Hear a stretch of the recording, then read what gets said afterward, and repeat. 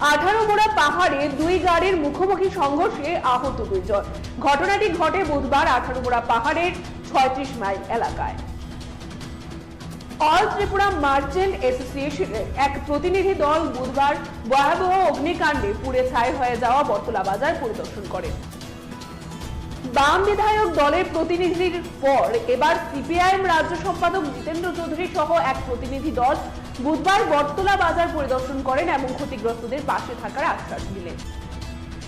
ছোট ছোট ব্যবসায়ীদের এক ছাদের তলায় নিয়ে আসার জন্য একটি www.digitalbazaar.com অ্যাপের উদ্বোধন করেন মন্ত্রী শান্তনা চাকমা। বিরল প্রজাতির প্রাণী উদ্ধার বিলোনিয়া বাঁশপাড়া কলোনিতে। দেখতে অনেকটা পেঁচা জাতীয় হলেও কিন্তু আমরা সচরাচর যে পেঁচা দেখি সেই রকম নয়। গোলাঘাটি বিধানসভার অন্তর্গত কাঞ্চনমালা বিদ্যালয়ে শুধুমাত্র একজন শিক্ষকের দ্বারা দুপুর বিভাগে ছাত্রছাত্রীদের শিক্ষাদান করা হচ্ছে, যদিও এর সমস্যা বেশি দিনের নয়। উদয়পুর চকবাজারে আগুনে পুড়ে যাওয়া দোকানগুলো পরিদর্শনে যান সিপিআইএম এর এক প্রতিনিধি দল।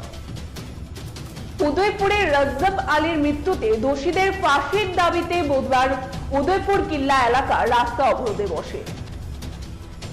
মৃতদেহ দেখতে অটো গাড়ি করে নবীননগর এলাকা থেকে বিশ্রামগঞ্জ যাওয়ার পথে এক পরিবারের 5 জন চরিলাম সড়কে লরি ও অটো গাড়ির সংঘর্ষে আহত হয়।